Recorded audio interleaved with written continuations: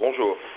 Donc, bienvenue à la présentation facturation électronique au Chorus au niveau d'extrémité avec Grant Thornton. Donc, nous allons voir effectivement la modalité de traitement des factures électroniques reçues et émises. Donc, je suis Vincent Dubois, directeur des solutions applicatives chez Extrémité, et je vais laisser la parole à Maxime Gallet, senior manager chez Grant Thornton, et Grégory Kivissien, consultant expert chez Cégide. Donc, je vais d'abord laisser la parole à Maxime Gallet pour une présentation de Grant Thornton. Alors, bonjour à toutes et à tous. Donc, Maxime Gallet du cabinet Grant Thornton. À titre personnel, je suis expert comptable et je vais vous présenter aujourd'hui donc toutes les particularités par rapport aux factures électroniques qui doivent être émises pour les collectivités publiques, que je détaillerai tout à l'heure dans la présentation. Donc, Grant Thornton est un cabinet d'expertise comptable et de commissariat aux comptes pour la plupart de ses activités. Donc, c'est le 6e groupe mondial et donc en termes d'activité, si on détaille un peu plus les choses, on exerce une activité d'audit, d'expertise conseil, de conseil financier, de conseil opérationnel outsourcing, c'est tout de la sous-traitance comptable pour des comptes, des grands comptes, et la partie juridique et fiscale par le GT Société d'avocats, Grant Thornton Société d'avocats. Voilà pour la présentation rapide du groupe. Au niveau régional, nous sommes implantés sur 3 bureaux à Lille, Douai et Saint-Omer. Et donc au niveau national, comme vous pouvez le voir sur la carte, il y a une implantation un peu partout dans toutes les régions françaises. Voilà. Merci Maxime. Donc, Extrémité. Extrémité, nous sommes une entreprise de services numériques régionale créée en 2000. Donc, nous sommes dans notre 19e exercice. Nous comptons 35 collaborateurs, et cela autour des solutions que nous proposons. Donc, les solutions applicatives, donc les logiciels de gestion, de comptabilité, de paye, et notamment ici les logiciels de gestion commerciale pour les facturations vers Chorus. Nous avons une entité qui s'appelle Extrémité Digitale, qui propose des solutions web et digitales, donc du site institutionnel au site e-commerce, et avec la capacité de faire communiquer vos solutions ERP avec vos sites e-commerce. Et la troisième activité chez Extrémité, c'est les solutions réseau et sécurité informatique. Donc du poste de travail à l'hébergement, en passant par la téléphonie sur IP, la sécurité et toute la gestion autour du réseau. Nous comptons 650 clients essentiellement sur les Hauts-de-France. Nous sommes Cégide partenaire et centre de compétences Sedge. Cégide partenaire depuis 2005. Le sommaire de la présentation, Maxime Gallet va nous présenter, nous expliquer les personnes publiques soumises à l'obligation, les fournisseurs soumis à l'obligation de transmission des factures dématérialisées, ainsi que les mentions obligatoires des factures. Grégory Kivissien prendra ensuite la parole pour nous parler de pourquoi la dématérialisation, quel gain attendre de cette dématérialisation, comment dématérialiser les factures, comment mettre en place le dépôt manuel ou électronique, et ensuite comment nous pouvons vous accompagner dans cette étape toute prochaine. Et à la fin, comme je vous disais au départ, nous consacrerons un temps aux questions-réponses. Donc, je vais rendre la parole à Maxime pour les obligations. Alors, effectivement, moi je suis là pour plutôt vous parler sur la partie réglementaire de cette obligation d'émettre des factures dématérialisées auprès des entités publiques. Donc les personnes publiques qui sont soumises à l'obligation, donc les personnes vers qui vous devez émettre des factures électroniques sont l'État, les collectivités territoriales, les établissements publics locaux, les établissements publics de santé, tous les centres hospitaliers, les établissements publics locaux d'enseignement et les établissements publics nationaux. Donc concrètement, l'État, c'est toutes les fonctions de l'État, ça peut être la directe, ça peut être des entités comme ça, donc toutes les structures qui sont gérées par l'État. Donc les collectivités territoriales, ce sont les régions, les départements. Après, tout ce qui est établissements publics locaux, Là, ce sont les EPCI, les syndicats mixtes, les syndicats intercommunaux. Au niveau des établissements publics de santé, donc là, ce sont tous les centres hospitaliers publics. Au niveau des établissements publics locaux d'enseignement, on peut parler effectivement des établissements publics d'enseignement de formation professionnelle, maritime, etc. Et au niveau des établissements publics nationaux, on parle là notamment des chambres consulaires, des chambres des métiers, de l'artisanat, chambres d'agriculture. Donc voilà toutes les structures, entités qui imposent d'obtenir des factures dématérialisées. Et donc ça, c'est suite à l'article 1er de l'ordonnance du 26 juin 2014. Alors, donc là, on a ciblé donc les entités vers qui vous devez émettre des factures dématérialisées.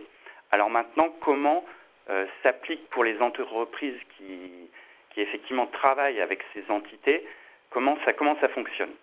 Alors, cette réglementation, donc, qui date de 2014, a d'abord imposé à partir du 1er janvier 2017, donc pour les grandes entreprises, et justement d'émettre ces factures. Alors, quand on parle de grandes entreprises, en 2017, on parlait des entreprises de plus de 5000 salariés ou qui avaient un chiffre d'affaires supérieur annuel de 1,5 million d'euros ou d'un total de bilan 1,5 milliard d'euros, et un total de bilan supérieur à 2 milliards d'euros.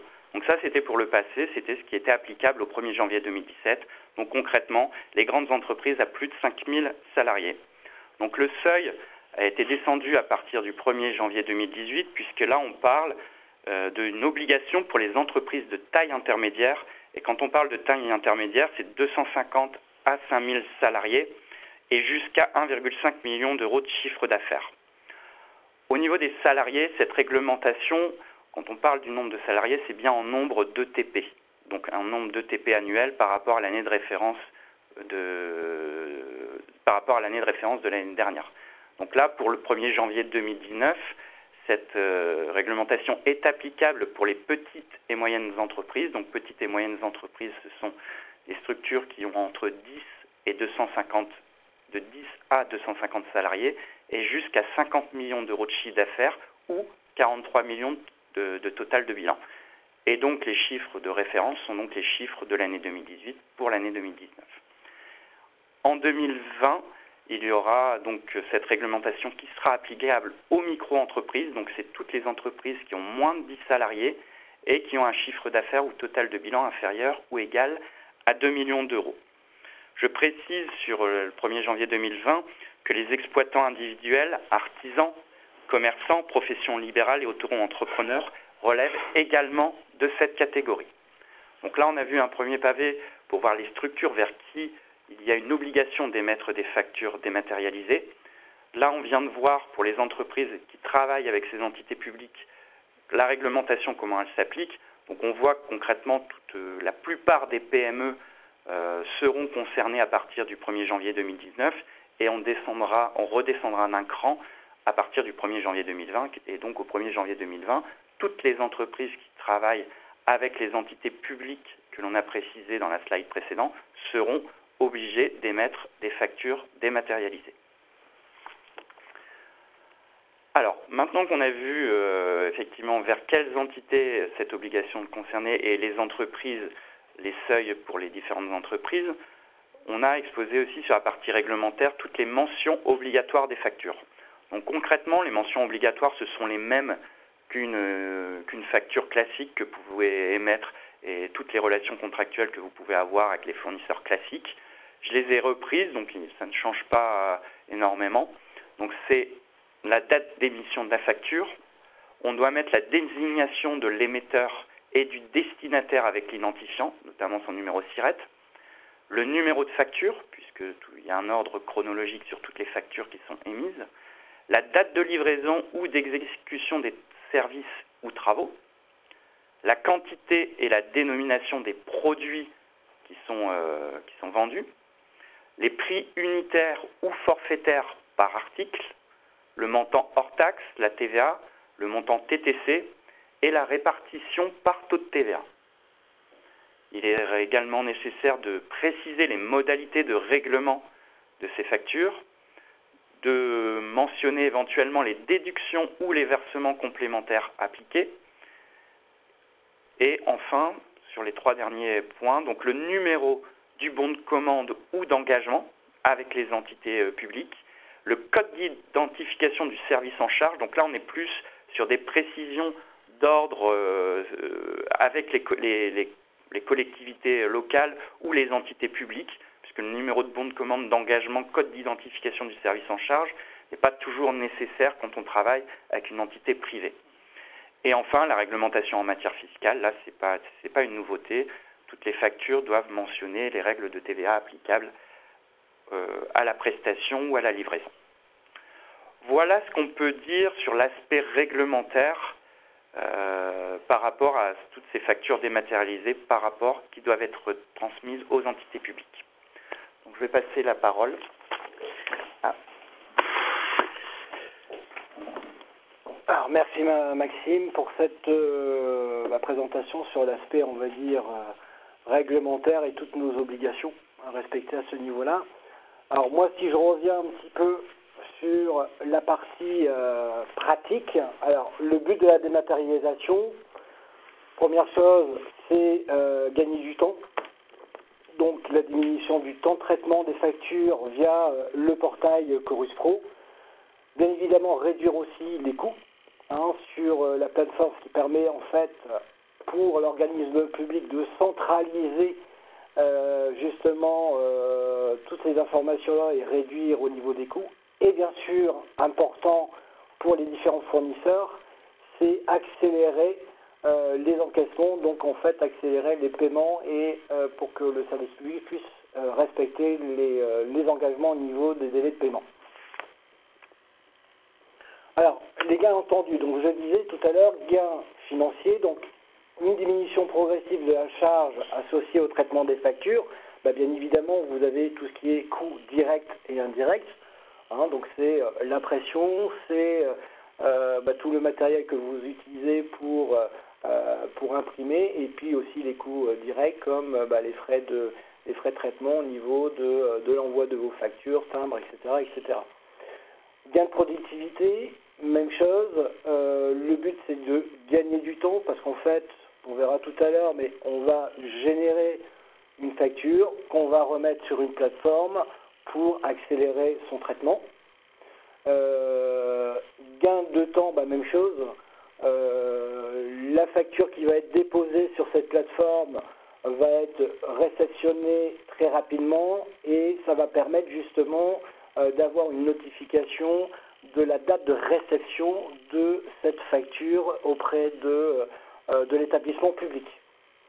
Gain environnemental, je pense que ça vous l'avez très bien compris, le but aussi c'est que ça permet de réduire tout ce qui est l'empreinte carbone, éviter les impressions, les envois, etc. Et enfin, gain de sécurité, ça va vous permettre, et ça va permettre aussi aux services publics d'avoir un archivage des différentes factures que vous avez déposées avec toute la sécurisation de l'information et des factures qui sont nommées et sécurisées. Alors, comment dématérialiser les factures ? Ce qu'il faut savoir, c'est que vous avez un portail donc qui s'appelle Chorus, qui est disponible 24 heures sur 24, 7 jours sur 7. Donc comment ça va se passer ? Donc vous allez devoir vous créer un compte utilisateur sur Chorus avec les différentes informations concernant votre société. Une fois que vous avez créé votre compte, vous allez devoir déposer une facture générée en PDF, donc dans votre système de RP, que ce soit du CES, du CGIS ou un autre logiciel. Vous allez générer votre facture en fichier PDF qui soit signé ou non. On en reviendra un petit peu sur la signature des fichiers PDF. Et de la déposer donc sur cette plateforme et de valider votre facture, parce qu'il manquera peut-être certaines informations, ou certaines informations ne seront pas forcément lisibles, donc il faudra un petit peu compléter ces informations. Et grosso modo, en moyenne, on va dire que le dépôt d'une facture est entre 5 et 7 minutes. Ça, c'est une moyenne. Alors, deux modes de transmission. Donc, si vous avez une volumétrie qui est importante, bien évidemment, si vous avez 100 factures par mois, 5 à 7 minutes, déposez manuellement votre facture sur cette plateforme. Ça va avoir quand même des coûts qui sont quand même des coûts indirects et la personne va passer 2, 3, 4 jours pour pouvoir déposer l'ensemble des factures. Donc vous avez la possibilité de faire ce qu'on appelle un dépôt électronique, donc une transmission électronique. Donc c'est un lot de factures que vous allez déposer sur la plateforme.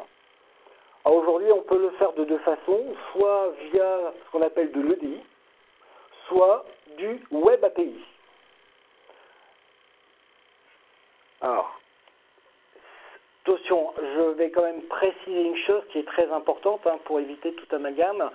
L'envoi de mail avec une facture en PDF n'est plus autorisé. Maintenant, il faudra, à partir du 1er janvier 2019 ou 2020, en fonction de l'entreprise, on sera obligé de déposer via la plateforme Chorus et tout ce qui est envoi par mail, même si c'est un PDF signé, ou l'envoi par courrier ne sera plus traité.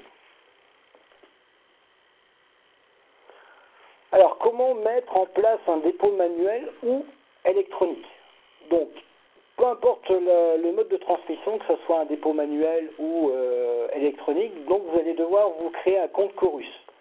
Donc, je vous ai mis le lien qui va vous permettre donc de créer votre compte avec les différentes étapes que vous pouvez retrouver en dessous. Donc, vous connectez, la création de votre compte, l'activation de votre compte, parce que vous allez recevoir un email pour activer votre compte, et créer bien évidemment votre fiche structure sur laquelle on va retrouver votre numéro de SIRET, enfin toutes les informations pour lesquelles l'établissement public va pouvoir vous référencer. Alors, la dématérialisation de factures, comme on vous l'a indiqué initialement, va vous imposer des notions obligatoires. Le numéro de SIRET, bien évidemment, tout ce qui est les taux de TVA, etc., c'est déjà présent dans vos documents. Deux notions peuvent être obligatoires, c'est le numéro d'engagement, qui est en fait le numéro de commande du client.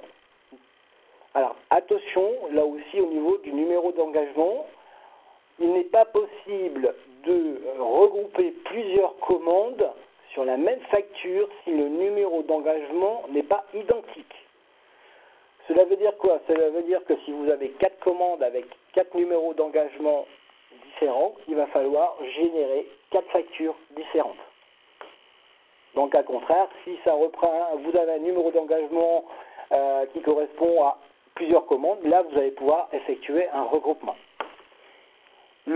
La deuxième zone qui peut être aussi obligatoire, c'est le code service. Qui en fait représente un code en fonction du service, si c'est le service espacère, si c'est le service direct, etc. Et ça, ces éléments-là, vous allez pouvoir sur le site de Chorus consulter l'annuaire, donc c'est l'annuaire CP 2017 qui va vous permettre de consulter si pour telle mairie, par exemple la mairie de Lille, avez-vous besoin d'un numéro d'engagement, oui ou non? Avez-vous besoin d'un code service, oui ou non? Si oui, vous aurez pour chaque service le code rattaché. Donc ça sera à vous aussi, dans un premier temps, de bien vous renseigner, soit directement vis-à-vis de votre client, établissement public, ou en consultant l'annuaire CP 2017, si vous avez besoin de faire figurer un code service ou de faire figurer aussi un numéro d'engagement. Alors, comment mettre en place justement ce dépôt manuel ou électronique? Donc, comme vous avez vu, vous avez créé votre compte. Vous allez vous connecter donc sur la plateforme Chorus Pro. Et ce compte-là va vous permettre soit de déposer la facture manuellement, ou alors via ou en mode électronique un lot de factures. Vous allez pouvoir donc sur cette plateforme suivre les engagements, de suivre aussi le traitement de vos factures qui peuvent être référencées en 4 étapes. et aussi de récupérer, vous avez un exemple juste en dessous, les codes de service et informations sur l'engagement. Donc là, ce que vous retrouvez sur la petite copie d'écran en bas, c'est justement l'annuaire CP 2017 qui va vous permettre, en fonction de la collectivité ou du service public, de récupérer les informations au niveau du code service ou autre. Alors vous allez voir, c'est très simple, il suffit simplement de taper dans la zone recherche, par exemple mairie de Lille, ou le CHU de telle ville, et vous allez récupérer les différents services avec leur code et le numéro d'engagement s'il y a lieu de faire apparaître ou pas. Alors, comme je vous l'ai indiqué, une fois que vous avez déposé votre facture, là, le très gros avantage, c'est que vous allez pouvoir suivre l'évolution de votre facture au sein de l'organisme public. Première chose, vous allez pouvoir vous apercevoir si la facture que vous avez déposée, est-ce que cette facture, elle a été acceptée? Est-ce qu'elle est toujours en mode brouillon? Vous aurez bien sûr une date à laquelle la facture a été acceptée, mise à disposition. On aura aussi une notification si bien évidemment elle est refusée. Alors elle peut être refusée parce qu'il manque un code service ou d'autres éléments qui sont obligatoires. Vous allez pouvoir donc visualiser ce que je vous disais, donc le rejet de la facture, donc c'est bien identifié en fonction si c'est totalement rejeté ou s'il manque des informations complémentaires. Et surtout, la dernière étape qui est la plus importante, c'est le traitement de la facture. Est-ce que la facture a été traitée? Est-ce qu'elle a été comptabilisée, mise en paiement, avec la date de mise en paiement, etc. Donc, aujourd'hui, quand vous envoyez une facture, on n'était pas capable de savoir si la facture a été mise en paiement, si elle avait été traitée. Il fallait contacter directement le service comptable de l'établissement public. Là, directement sur Chorus, vous allez pouvoir suivre l'évolution de votre facture jusqu'à la mise en paiement. Alors, pour les dépôts électroniques, c'est ce que je vous disais. Donc, l'envoi de données se fera par EDI ou par Web API sur la plateforme Chorus et servira simplement au suivi de vos factures. Donc là, il n'y aura pas de dépôt manuel. C'est simplement dans votre ERP, que ce soit Sage, Cegid ou un autre produit, il va envoyer les différentes factures qui doivent être des clients du service public et ça va les envoyer directement vers votre plateforme Chorus. Et vous, dans cette plateforme, ça vous servira simplement de suivre l'évolution et le traitement des factures qui ont été déposées. Alors, comment nous pouvons vous accompagner? Alors, on peut vous accompagner pour la création de votre compte sur Chorus. Alors, si vous allez sur le site, vous allez voir, c'est assez bien fait. On ne peut pas dire le contraire, c'est assez détaillé pour la création de votre compte, les différentes étapes, les différentes zones obligatoires. Mais si véritablement vous souhaitez, nous avons la possibilité de vous accompagner. Là où il va falloir travailler un petit peu, ça va être sur votre ERP. Pourquoi? Parce que dans vos états de facture, il va falloir faire apparaître au moins deux zones que pour l'instant vous n'avez pas encore, qui est le numéro d'engagement et aussi le code service. C'est-à-dire que dans votre gestion commerciale, vous allez devoir avoir une zone libre pour créer ce numéro d'engagement, pour créer ce code service, et ces deux éléments vont devoir apparaître sur vos factures lorsque après vous allez les transformer en PDF. Ça, c'est au moins pour faire du dépôt manuel. Maintenant, si vous avez une volumétrie importante et que pour vous c'est injouable de déposer manuellement vos factures, donc on peut vous proposer des solutions pour justement faire des dépôts électroniques, donc des dépôts en lot, directement sur la plateforme Chorus Pro, afin de gagner du temps et pour éviter de déposer 80 factures par mois. Voilà, donc je vous ai fait une présentation assez rapide sur la partie pratique de la plateforme Chorus. avec les différentes informations. Alors là où c'est très important, c'est qu'il va falloir pour vous, c'est identifier vos différents clients du service public et aller rechercher déjà toutes les informations, à savoir est-ce qu'ils ont besoin d'un numéro d'engagement, et quel code service est associé le client. Donc ça, c'est déjà la première étape à ce niveau-là. Et ensuite, de créer votre compte sur le site de Chorus Pro. Merci Grégory pour toutes ces explications. Merci Maxime également. Donc là, on a quelques questions qui sont arrivées. On va les reprendre une par une. Après, on ouvrira les micros pour que vous puissiez poser les questions. Dans la partie accompagnement, je voulais juste revenir dessus. Donc en fait, la volumétrie, comme l'expliquait Grégory, est importante dans le choix de la solution à mettre en place entre un dépôt manuel, des dépôts automatiques ou des solutions partenaires. Donc là, bien sûr, les équipes commerciales de chez Extrémité sont à votre disposition pour étudier avec vous quelle est la meilleure solution adaptée à votre volumétrie. Donc ça, n'hésitez surtout pas à revenir. Alors, je vais reprendre les questions et je vous invite à y répondre au fur et à mesure. Alors, la première des questions qui a été posée, c'était savoir si les fiches seraient disponibles les fiches de présentation seraient disponibles après la présentation, bien sûr. Cette présentation étant enregistrée, elle sera disponible sur la chaîne YouTube d'Extrémité, mais bien sûr, nous pouvons vous faire parvenir le PowerPoint présenté au format PDF pour que vous l'ayez. Deuxième question alors j'ai Véro qui nous dit signature électronique ou non. Alors ce que je vais faire, je vais vous ouvrir le micro. Si vous pouvez préciser la question exactement, vous nous dites signature électronique ou non. Votre micro est ouvert. Je ne sais pas si vous nous entendez.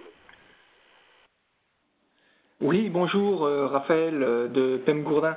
En fait, la question c'était est-ce que ce seront justement donc des factures signées manuellement ou alors avec une signature électronique? Alors non, en fait c'est des signatures électroniques, c'est-à-dire, alors aujourd'hui c'est pas encore obligatoire, vous pouvez déposer un simple PDF non signé, sinon après vous avez des solutions comme Adobe qui vous permet à chaque fois de pouvoir enregistrer votre signature et donc de signer votre PDF. Ok. Donc on va rester avec vous parce que vous aviez une deuxième question. Vous souhaitiez un petit éclaircissement sur la notion qu'est-ce que EDI et qu'est-ce que Web API. C'est vrai que ce sont des termes qui sont utilisés chez nous mais qu'on va vous repréciser. Alors, au niveau, en fait, si je prends par exemple les Web API, ce sont des services web qu'on peut retrouver donc sur les logiciels comme par exemple Cegid, sur aussi du Sage, qui permettent de télétransmettre. Alors, c'est des fichiers en format XML, d'accord? Donc, c'est plugué directement, en fait, si vous voulez, au niveau de votre ERP. Et après, l'EDI, c'est la technologie la plus ancienne, qui, là, par contre, si vous voulez, il va falloir faire ce qu'on appelle un mappage entre ce que la plateforme Chorus attend comme format de fichier pour pouvoir récupérer et rematérialiser, si vous voulez, votre fichier PDF. L'EDI était c'est effectivement déjà présent depuis un petit moment. C'est l'échange de données informatisées. Donc les sociétés qui travaillent avec les grandes surfaces connaissent bien ces principes-là. Et le Web API, effectivement, c'est un peu plus récent et ça permet une connexion directe avec vos applications et donc du gain de temps, en fait. Alors, y a-t-il d'autres questions? Vous pouvez les poser au fur et à mesure Alors, j'avais une question de Céline. Le numéro de service n'est pas forcément sur Chorus. J'ouvre votre micro. Quand vous êtes sur l'ordinateur, je ne suis pas sûr qu'on aura le son. En fait, vous nous dites que le numéro n'est pas forcément sur Chorus, mais ça, votre interlocuteur dans la fonction publique doit vous fournir aussi. Oui. Non, est-ce que vous m'entendez? Oui, je t'entends. Oui. En fait, moi, j'utilise déjà Chorus, et des fois, on me demande de mettre un code service sur le bon de commande, et quand je rentre le code service sur le Chorus, il n'existe pas. Et en fait, quand vous donc le code service, vous l'avez récupéré sur l'annuaire, c'est ça? Sur le bon de commande du client, mais il n'est pas dans l'annuaire de Chorus. Ouais, alors là, c'est des choses qui peuvent arriver. Alors, c'est vrai que bon, la plateforme existe depuis 2017, hein, c'est ça. Ça peut arriver que malheureusement, ce code service soit pas encore actif sur la plateforme de Chorus. D'accord. Ça, oui, ça. Et malheureusement, là, par contre, c'est plus la plateforme avec qui il faut se rapprocher pour que justement il soit actif, parce que ça va vous poser des problèmes pour la remise des factures. Écoutez, j'ai déposé ma facture sans code service et pour l'instant, j'ai pas eu de retour. Donc, Vous n'avez pas eu de retour? non. D'accord. Et la facture, elle a été traitée, acceptée? Après, j'ai pas forcément vérifié. En fait, moi, je le dépose et je suis pas forcément pour l'instant. Mais c'est vrai que je savais pas que qu'on pouvait suivre comme ça. Ouais, si, en fait. J'avais juste une autre question. Quelle est la différence entre les différents types d'État? Parce qu'il y a mandaté, mise à disposition et tout ça. Et c'est vrai que des fois, on ne sait pas où exactement est la facture. Ouais, alors, sur le site, hein, vous allez voir, c'est assez bien détaillé, justement. Il vous explique bien les différentes étapes, si ça a été reçu complètement, etc. En principe, alors ils l'ont bien amélioré sur cette partie-là, mais si vous allez sur votre compte, vous allez pouvoir visualiser donc votre facture et savoir à quelle étape elle est. C'est l'avantage de pouvoir justement suivre son évolution. D'accord. Par contre, des fois, en fait, on l'a déposé, on veut regarder si on l'a bien mis, parce que c'est vrai que des fois, on n'est plus certain. J'imprime toujours la preuve de dépôt, comme ça, je suis certaine de l'avoir mis derrière ma facture. Mais des fois, on veut la suivre et on ne sait pas, en fait, on sait pas si elle est remise en disposition, si elle est là. Et à chaque fois, il faut aller dans chaque étape pour voir où elle est, quoi. On n'a pas un récapitulatif global. Ouais. Alors là, après, on va tomber sur des problématiques de gestion de l'interface Chorus qui est gérée par Chorus. Donc là, nous, le but, c'est effectivement de vous accompagner dans la mise en place de ça. Dans la gestion elle-même de la partie interface, tout ça, le site est en évolution aussi. Donc les éditeurs le remarquent, c'est régulièrement, il y a des évolutions. Donc ça va continuer à évoluer. Là, aujourd'hui, voilà, c'est... Si votre numéro de service n'est pas dedans, il va venir dedans. Voilà, après c'est aussi de la communication envers Chorus et vers l'administration qu'il va falloir faire en fait. D'accord. Et après au niveau des services web API, à partir de combien de factures vous pensez qu'il est possible d'avoir un web API? C'est une question de rapport de retour sur investissement. Le coût sera supérieur. Vous gérez combien de factures vous? Environ une vingtaine de factures par mois, je peux dire. Alors il y a des solutions partenaires qui sont peut-être moins chères que de mettre en place un web API. Ça, on va revenir. On va pas là parler commerce, coût maintenant. Il faudra revenir vers votre chargé clientèle. J'ai une question, laquelle est le coût de l'EDI? Là, en fait, c'est très variable. Donc, je ne vais pas vous annoncer un chiffre brut, parce que ça va être vraiment par rapport à vos problématiques. Enfin, je vais prendre d'autres questions. Attendez, je vais recouper le micro le temps de faire ça. Il y avait une question sur les 2 zones à ajouter, les 2 zones qui vont être créées quand, par qui, dans la gestion d'affaires Cégide. Ça sera suivant l'accompagnement qui sera choisi.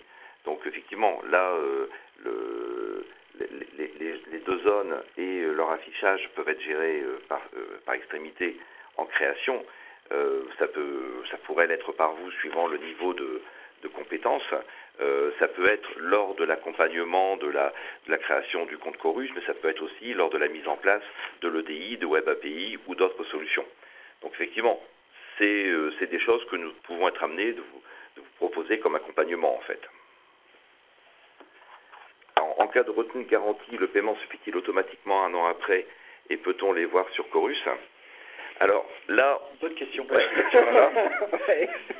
Donc là, ça sera effectivement là aujourd'hui, nous on ne va pas pouvoir vous répondre sur ce style de questions-là, sur la façon dont l'administration va gérer les paiements sur des retenues de garantie. Vos interlocuteurs dans l'administration peuvent peut-être y répondre, et après l'expérience de cas similaires fera vous saurez où on saura si ça se fait automatique. Là aujourd'hui, on n'a pas de réponse à vous apporter à ça en fait. Donc après, quel est le coût de l'EDI? Donc c'est ce que je disais, le coût de l'EDI c'est très variable en fait. c'est une étude à faire par rapport à votre problématique. Peut-elle rentrer dans le coût annuel de la maintenance hotline? Alors, là, j'ai une question, on me demande si cette création des 2 zones peut rentrer dans le coût annuel de la maintenance hotline. Alors, créer deux zones libres, c'est très rapide. Ce qui est beaucoup plus long, c'est d'aller sur les documents de mise en page et de venir les rajouter. Donc, si vous avez un document ou 10 documents, c'est pas du tout le même temps. Ce n'est pas de l'assistance purement parlée, parce que ce n'est pas une fonction qui existait avant, qui ne fonctionne plus maintenant, mais c'est bien une nouvelle demande. Donc après, chaque cas sera étudié au cas le cas, et pour ça, il faudra revenir vers votre chargé de clientèle ou votre ingénieur commercial.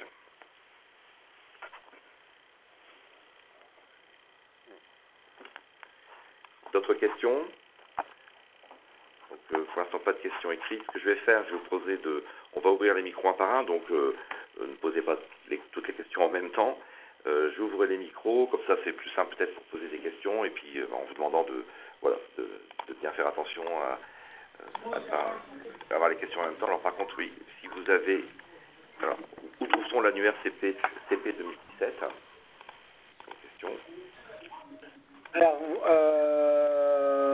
sur la vidéo, vous verrez, je vous ai donné des liens. Si vraiment vous n'arrivez pas à le retrouver, parce que vous avez dû voir sur les différents sites, vous avez le lien Chorus et un lien pour accéder à l'annuaire. Au pire, n'hésitez pas, vous nous envoyez un mail pour justement pouvoir aller rechercher donc ce fameux CP 2017. Hein, si vraiment vous avez, mais le site il est vraiment bien fait pour retrouver les différentes informations. Hein. En fait, quand vous allez vous connecter c'est très simple, mais quand vous allez vous connecter sur le compte Chorus, vous allez retrouver un petit encart où il est marqué justement annuaire CP 2017. Et en cliquant dessus, vous allez arriver sur cet annuaire. Et après, c'est une zone de recherche. Ah, mais je sais pas, des fois il la sort là, alors... Attendez, on vous entend, hein, donc si vous avez des questions. Sinon, si vous n'avez pas de questions, vous pouvez couper vos micros, il n'y a pas de souci. Là, tous les micros sont ouverts. Moi, j'en ai une. Oui, bonjour. Bonjour, Donovan du Lost. J'ai une petite question. Est-ce que pour les CE, ça sera aussi de la dématérialisation, sur Chorus Pro? Comme là, nous, on déplace à des CE, comme là, j'ai la CE de mairie de Marquette-les-Îles, par exemple. Est-ce que il y aura une démarche de dématérialisation, ou est-ce que ça sera un envoi courrier classique? Si on parlait du CE d'une collectivité, en l'occurrence oui. Le Marquette, c'est ça. Effectivement, le Marquette-les-Îles est une collectivité, donc tous les CAS ou les services ayant une autonomie sont effectivement rentrent dans le champ d'application. D'accord, ok, ça marche. Du coup, les CE aussi. D'autres questions?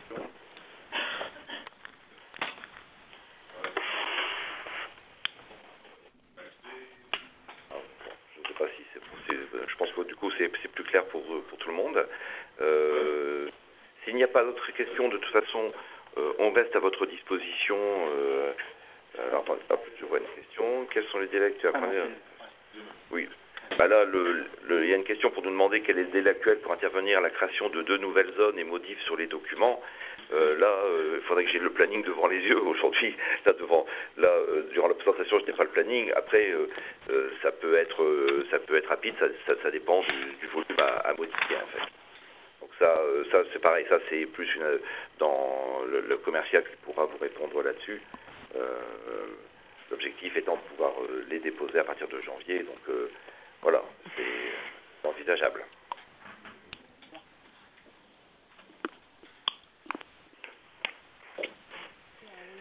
Donc s'il n'y a pas d'autres questions, je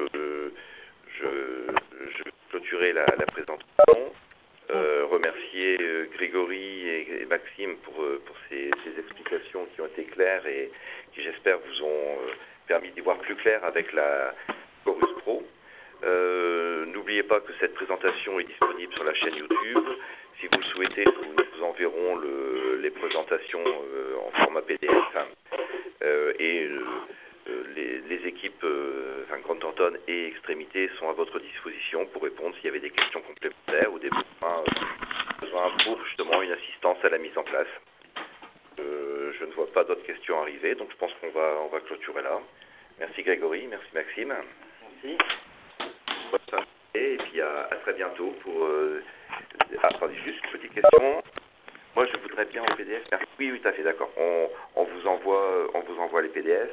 N'oubliez pas de suivre les prochains événements. Il y aura des séminaires sur différents sujets qui auront lieu d'ici la fin de l'année. Donc, restez informés et nous attendons nombreux pour les prochains événements. Bonne fin de journée et puis à bientôt. Au revoir, merci. Au revoir, merci. Au revoir.